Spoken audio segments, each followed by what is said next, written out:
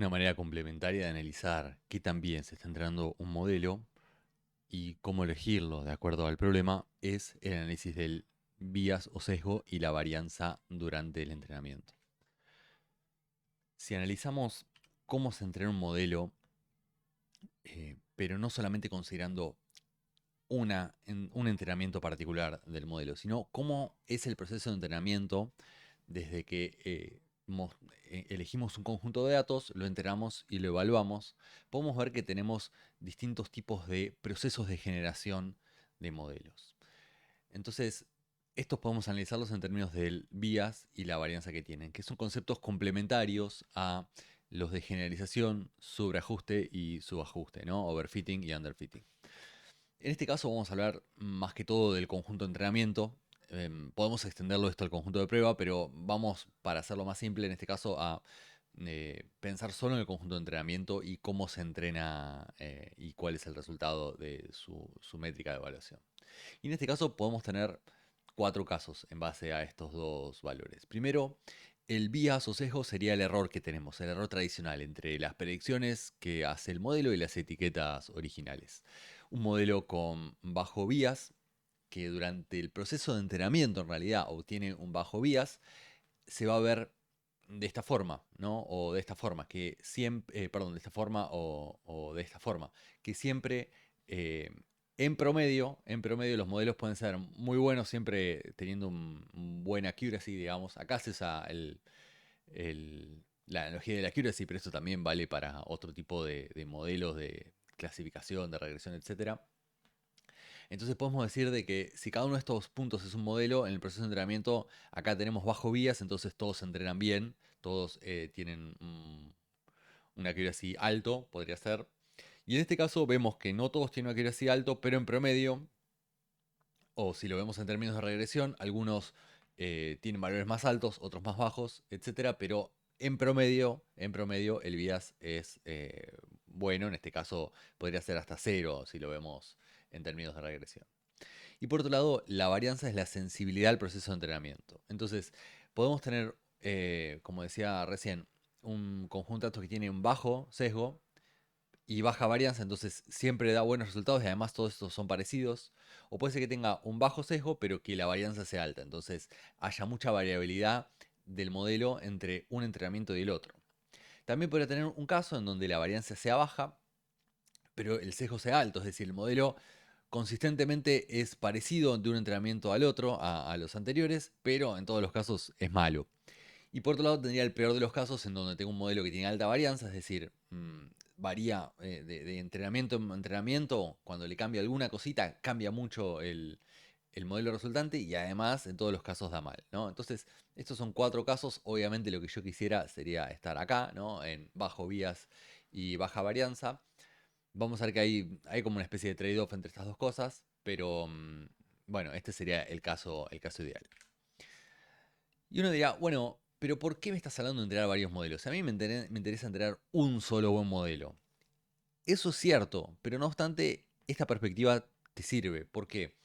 Porque en realidad uno tiene que pensar de que cuando obtiene un modelo, cuando hace un algoritmo de entrenamiento, lo que está haciendo es primero muestrando de una distribución de datos, luego aplicando un algoritmo de entrenamiento que obtiene unos parámetros, y estos parámetros que vamos a obtener van a ser una función, ¿sí? Si es una función que obtiene los mejores parámetros para un modelo particular, o bueno, podríamos acá decir que determina todo el modelo, ¿no? Pero bueno, asumimos que tenemos un modelo que tiene unos parámetros móviles, y bueno, como una regresión lineal o algo por el estilo. Entonces, este proceso de entrenamiento es una función en realidad, una función de las variables aleatorias de entrada a mis parámetros, que también van a ser variables aleatorias. Entonces, mi modelo, que después va a aplicar estos parámetros con nuevos ejemplos, va a ser una función aleatoria. No solo porque estos modelos nuevos, estos ejemplos nuevos van a ser aleatorios, sino porque en sí el modelo también es una función aleatoria de los datos de entrenamiento. Entonces, eh, si bien generalmente a mí me interesa entrenar un solo buen modelo, lo que tengo que considerar es que ese modelo va a ser una muestra de todos los modelos posibles. Entonces, sí, los modelos también son muestras, los modelos también se muestrean. Entonces, en ese caso, tendríamos que pensar, si los modelos se muestrean, si no son únicos, o sea, son únicos dado que todo el resto está fijo, pero si no, tenemos que pensar de dónde viene la aleatoriedad en un modelo. Bueno, la primera, la más obvia, es de los ejemplos. Los ejemplos de las variables que yo tengo. Si estos ejemplos son muestras, entonces no tengo toda la información de la población, generalmente. Cuanto más grande sea la muestra, obviamente voy a tener una mejor visión de esa población, por lo cual va a haber menos aleatoriedad, pero esto es algo que lo sabemos de la estadística básica, ¿no? Esto también se cumple. Pero aún cuando esto en realidad lo podemos ver de forma fija, también podemos decir, bueno, esta es la muestra que yo tengo y listo. ¿Sí? También tenemos otras fuentes de aleatoriedad en un modelo.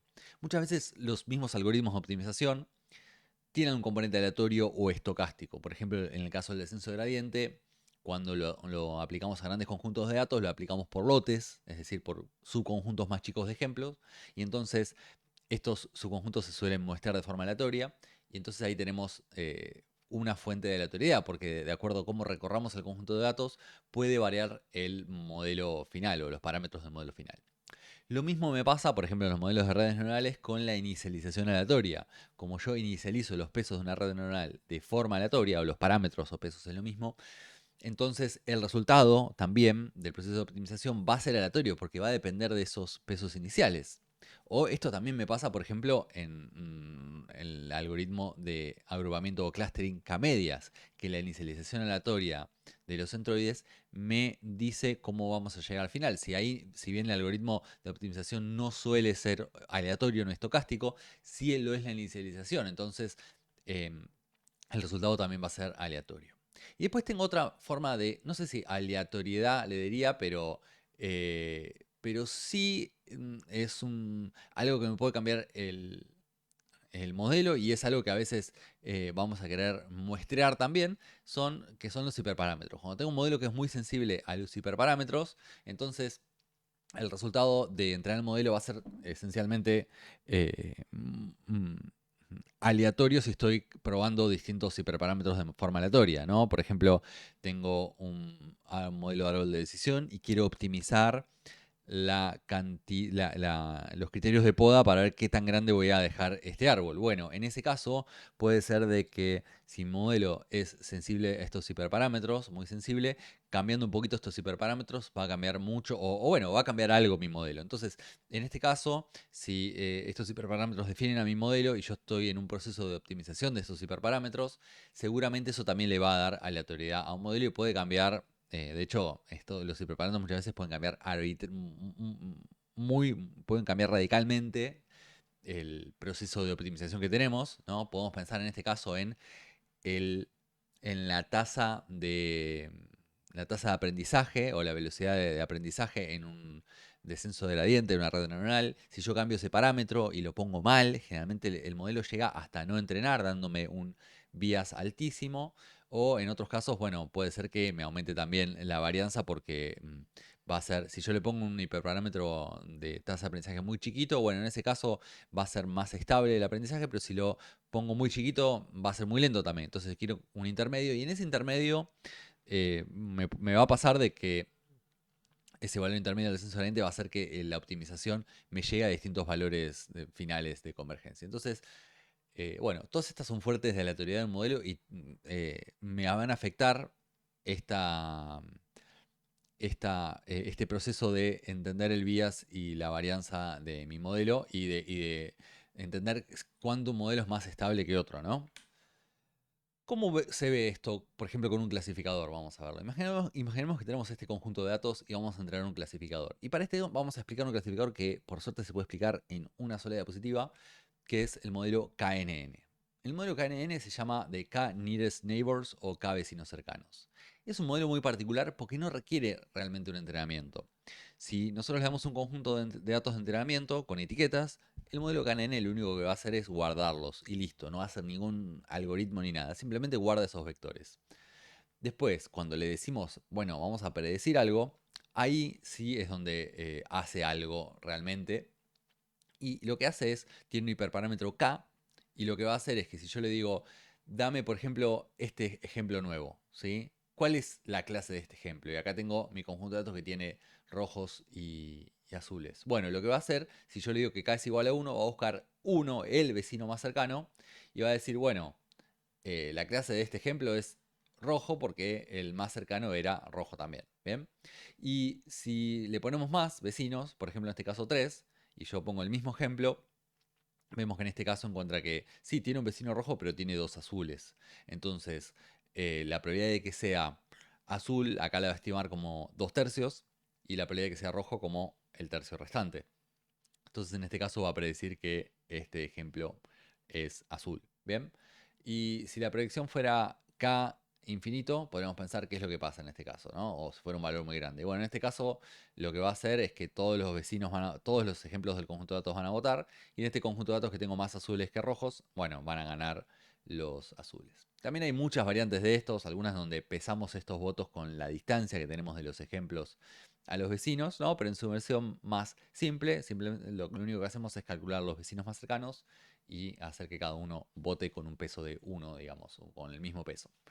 Entonces, vamos a ver cómo funciona el algoritmo perdón, cómo funciona este modelo en términos del bias y la varianza, ¿no? En base al valor este de k que tenemos, ¿bien? Si nosotros tenemos k igual a 1 y vamos a analizar vamos a analizar el entrenamiento que hacemos con el conjunto de entrenamiento, como les decía, ahora nos vamos a limitar al conjunto de entrenamiento, no hablamos del conjunto de prueba. Entonces, si yo entreno esto con k igual a 1 y después evalúo el mismo conjunto de entrenamiento, obviamente esto me va a dar un 100% de accuracy. ¿Por qué? Porque para cada ejemplo que yo tenía, entonces voy a decir que todo lo que está ahí cerca va a tener la clase del ejemplo y la distancia entre el ejemplo y el ejemplo mismo, ¿no? Si yo digo, bueno, ¿cuál es la clase de este ejemplo de acá, este rojito? Bueno, y va a encontrar como K vecinos más cercanos, que acá K es 1, el único vecino cercano va a ser el mismo ejemplo. Entonces va a clasificar esto con 100% de accuracy siempre, ¿no? Si uno quiere tener un modelo que tenga 100% de accuracy, entonces puedo usar un KNN con K igual a 1, pero esa accuracy va a ser solamente en el conjunto de entrenamiento. En el conjunto de prueba, esto probablemente no funcione tan bien, pero además no me interesa el conjunto de prueba ahora. Lo que me interesa es analizar esto en términos de el bias y la varianza. En términos de bias, este va a ser bajísimo, no va a tener bias porque, como decía, va a clasificar perfectamente. Pero en términos de varianza, va a ser altísimo. Y en este caso, este algoritmo, como no tiene entrenamiento, no tiene la única fuente de aleatoriedad son los datos que le damos. Por eso lo elegimos en este caso para hacer esta demostración. ¿Por qué? Porque entonces, si yo cambio cualquiera de estos ejemplos, por ejemplo, si yo cambio este y lo hago rojo, y cambio este y lo hago rojo, o cambio este y lo hago rojo, o cambio este que es azul y lo hago azul, cualquiera de estos cambios, o si saco un ejemplo, o si agrego un ejemplo, cualquiera de estos cambios me va a cambiar las regiones de decisión que yo tengo acá, las regiones de clases rojas y azules que yo tengo. Y además, en este caso estamos representando la confianza con el color. Y como acá estos colores son siempre o rojo puro o azul puro, el modelo me va a responder con un 100% de confianza. ¿Por qué? Porque con k igual a 1 yo le pregunto cuál es la probabilidad de que este punto sea de rojo y me dice 100%.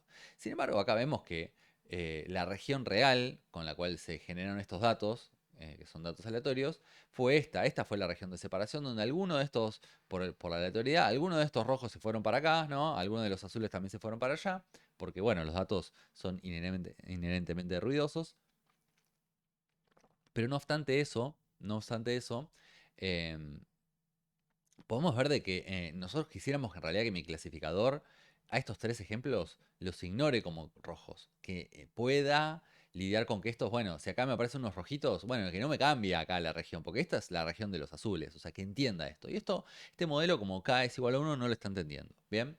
Entonces, el resultado de todo esto, de lo que yo digo es que si cambio un poquito mi conjunto de datos, va a cambiar mi modelo. Y si cambio mucho mi conjunto de datos, o bastante mi conjunto de datos, va a también cambiar bastante mi modelo.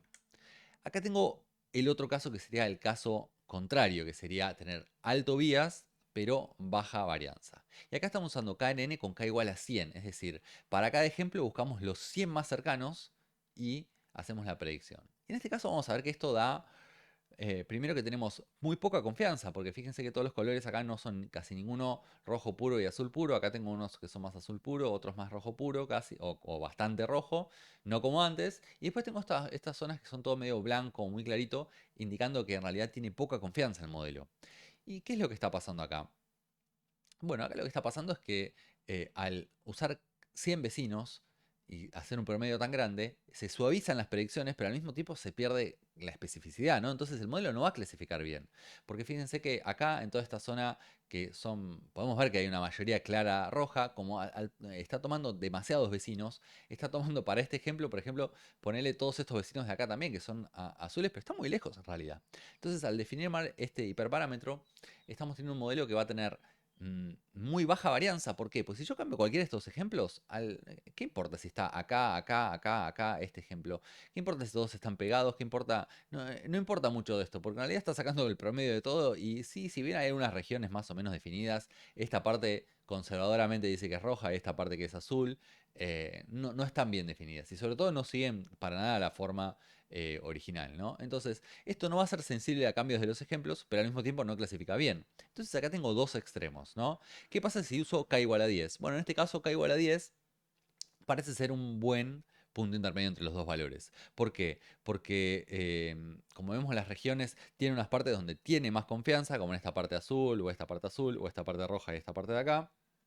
Acá que son todos rojos vemos que hay más confianza. Acá que hay algunos azules ya le baja un poquito la confianza. Acá un poquito más. Y en el medio, donde está esta línea de decisión, podemos ver que el color es blanco, indicando que sería como un 50-50 por esta región. Bien, entonces este modelo va a tener un bajo bias, porque está clasificando bien la gran mayoría de los ejemplos, ¿bien? Pero al mismo tiempo va a tener una baja varianza, porque si yo cambio un poquito, ¿sí? Como mira los 10 más cercanos, bueno, si cambio un poquito, no va a cambiarme significativamente el modelo, ¿sí? Tiene una baja varianza, entonces no es tan sensible, porque con 10 vecinos, bueno, ya estamos un poco salvados de que algún cambio individual me cambie mucho las predicciones. Bien, puede ser que algún cambio acá en la frontera de decisión, obviamente esta parte va a ser un poco más sensible porque está 50 y 50, pero después por el resto anda bastante bien. Entonces, con esto ilustramos de que en base a nuestros hiperparámetros, lo que decía antes, podemos tener un modelo que sea más o menos sensible a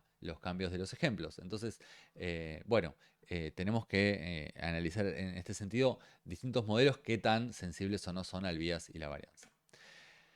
Podemos también hablar de el bias y la varianza en términos de la complejidad de un modelo y hacer un gráfico parecido al tema del error y la sobreajuste y subajuste.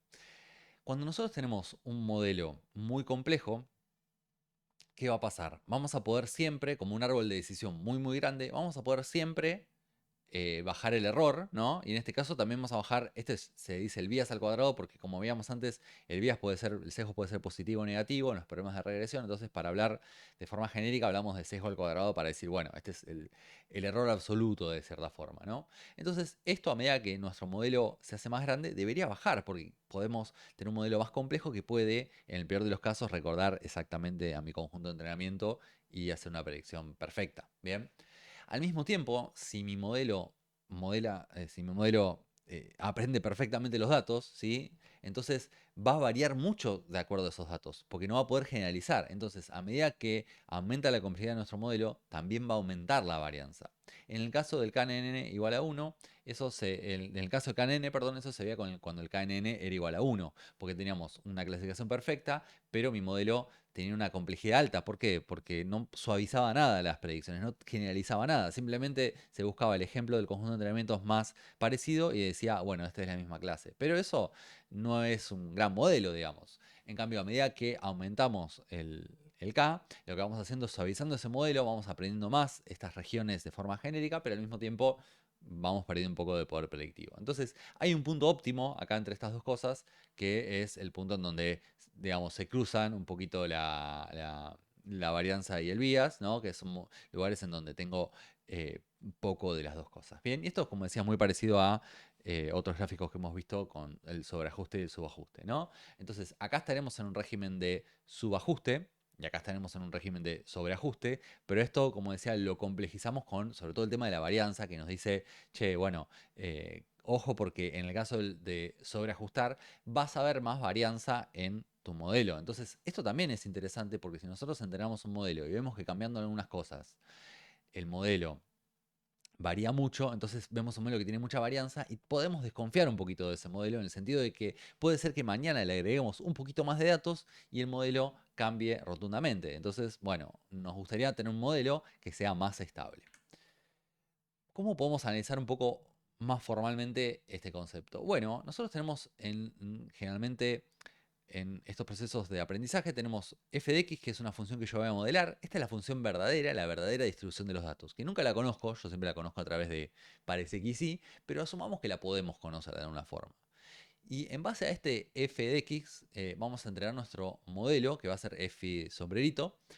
Y entonces, lo que nosotros querríamos optimizar en un proceso generalmente es el error de un ejemplo, que va a ser la esperanza de un ejemplo de una variable. Acá lo estamos usando x como, no como ejemplo, sino como variable aleatoria para calcular esta esperanza, pero en el caso de un conjunto de datos finito sería equivalente a decir el error de mi conjunto de datos, que sería el promedio de los errores, ¿no? Pero acá la usamos de forma más genérica hablando de una esperanza, pero esta esperanza es simplemente la suma o el promedio de los errores, ¿bien? Y acá que tenemos y, que sería f de x, es lo mismo, menos el estimado al cuadrado. Es decir, bueno, esto es un caso acá lo estamos ejemplificando con un caso de regresión, pero esto sería como el error cuadrático, ¿no? La esperanza del error cuadrático. Nosotros queremos que el error cuadrático medio, promedio, sea bajo. Esto es lo que generalmente queremos en un conjunto de datos. Pero esto lo podemos reescribir de la siguiente forma. Primero vamos a hablar de un error irreducible. ¿Por qué? Porque los conjuntos de datos son inherentemente ruidosos y va a haber alguna parte del error que no vamos a poder reducir, porque puede ser que tengamos dos ejemplos que tengan el mismo valor de x, digamos, pero distinto valor de y. Entonces ese va a ser un error que no vamos a poder reducir. Es una suciedad inherente del dominio, del problema que queremos resolver. Pero después esto vamos a descomponerlo, además de esto, en dos términos. Uno, el término del error, más típico, que es el sesgo, y otro que es la varianza. En el caso del error del bias, vamos a ver que vamos a comparar entonces el modelo promedio que yo tengo, es decir, voy a agarrar y ver todos los posibles modelos f de sombrerito que yo pueda entrenar y voy a calcular el modelo promedio entre todos ellos. Bien, y eso acá recordemos que lo podemos esto poner en un caso de regresión, no de clasificación. Entonces, en un caso de regresión, este sería como un estimador suavizado entre varios modelos. ¿Bien? Y eso lo voy a comparar con el valor verdadero, que es f, que es la función real. Entonces, esta diferencia me va a decir en promedio cuál es el sesgo de mi modelo. Si en promedio, por ejemplo, todos los modelos que yo estimo me dan un valor más alto que el real, entonces esto sería ligeramente positivo, o puede ser ligeramente negativo también, pero como decía, al ponerlo al cuadrado estoy como sacando una noción de valor absoluto o de bias absoluto. ¿Bien? Entonces, este es uno de los términos, que esto es cuánto le pifio, básicamente. Y después tengo de la varianza. Y acá el de la varianza es interesante porque voy a estar comparando no el modelo entrenado con el modelo con la función real, sino modelos entrenados con otros modelos entrenados. Y acá que estoy usando esto de vuelta, que es el modelo entrenado promedio, ¿sí? Que es este modelo suavizado entre todos los modelos que yo puedo entrenar, contra los modelos individuales. Entonces acá estoy calculando una especie de varianza, ¿sí? De los modelos estos entrenados, que acá, bueno, lo estoy usando, esta es literalmente la fórmula de la varianza, ¿no? La esperanza de la diferencia con la media al cuadrado, esta es literalmente la varianza de los modelos, ¿bien? Eh, entonces, esta parte me dice a mí lo que veíamos antes, ¿no? Lo que veíamos en este grafiquito acá inicialmente, ¿no? La varianza que yo tengo. Yo acá tendría un modelo promedio acá en el medio o acá en el medio y estoy viendo acá qué tanto se desvían estos modelos del promedio que yo tendría calculado. Bien, que no es lo mismo que clasifiquen bien, ¿no? Porque f de x tendría acá, f de x sin sombrerito estaría acá, ¿no? Y f de x sombrerito estaría acá, donde es el centro de este cúmulo, no el centro de donde tiene que ir, ¿no? Obviamente en el caso que tengo bajo vías, el promedio de los f sombrerito y f son lo mismo, pero bueno, en otros casos no. Bien, entonces bueno, tengo esta formulita. Vamos a hablar un poco gráficamente para dos casos particulares. ¿Qué pasa si tengo una f que es no lineal y una familia de f primas, f sombrerito, digo, que son lineales? Es decir, tengo una función no lineal, que es esta violeta, y quiero aproximarla con funciones lineales. Entonces, en este caso voy a ver que tengo acá estas líneas naranja, que serían distintos entrenamientos con algo de aleatoriedad de mi función esta f', ¿no? Y acá tengo la verde, que es la promedio, ¿bien? Entonces, si yo analizo la diferencia entre estas naranjas y la verde, ¿sí? Que son todas funciones lineales y el promedio también es una función lineal, ¿no? Entonces, esta va a ser la varianza, que me dice, bueno, cómo difieren estos modelos individuales que entrené con el promedio. Y después el bias lo voy a calcular como la diferencia entre la función real, que es esta naranja, contra el promedio, que es esta verde, ¿no? Y eso me dice en promedio cuánto difiere. ¿Bien?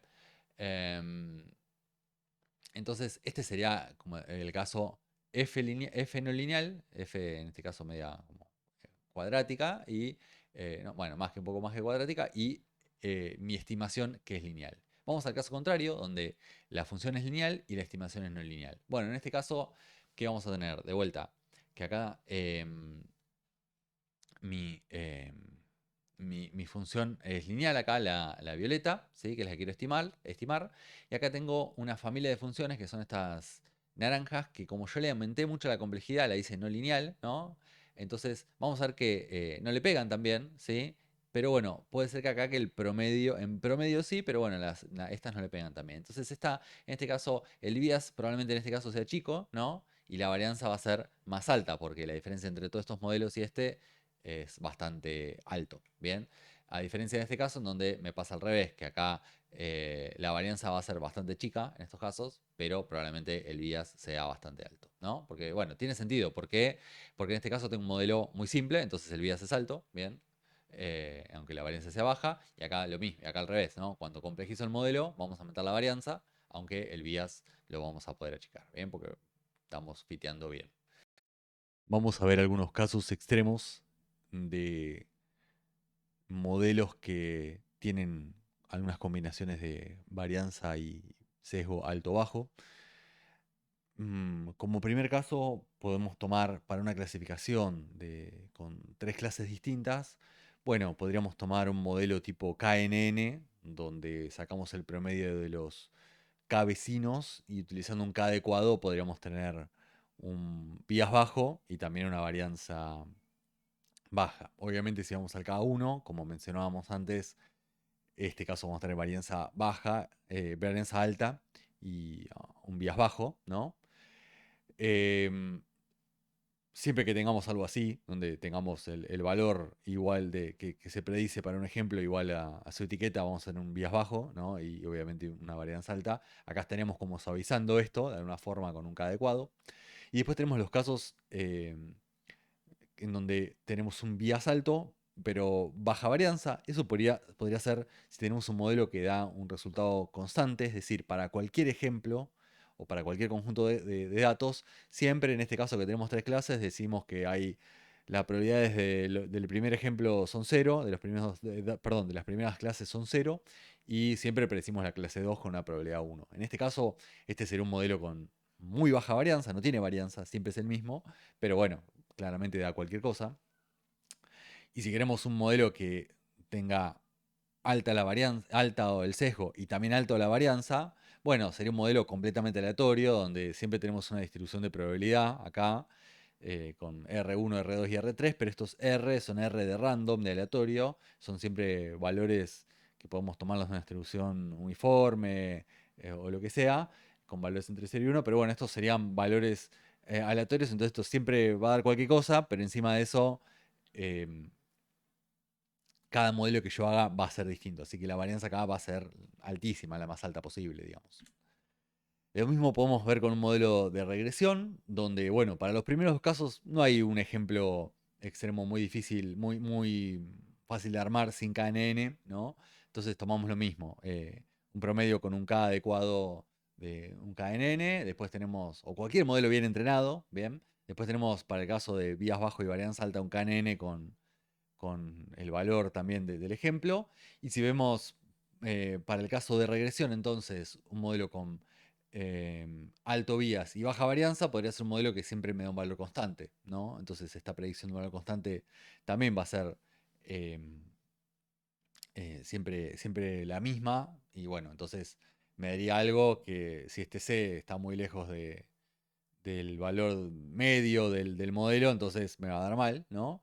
Y lo mismo pasaría con un modelo que no solamente tiene como media C, sino además tenemos valores aleatorios con una distribución, un sigma grande, ¿no? Entonces en ese caso, bueno, además vamos a tener una varianza. Cada uno de estos modelos que entrene o que genere van a generar siempre un valor constante aleatorio y encima que va a cambiar en cada caso. Entonces, bueno, esto también sería un modelo con alta varianza.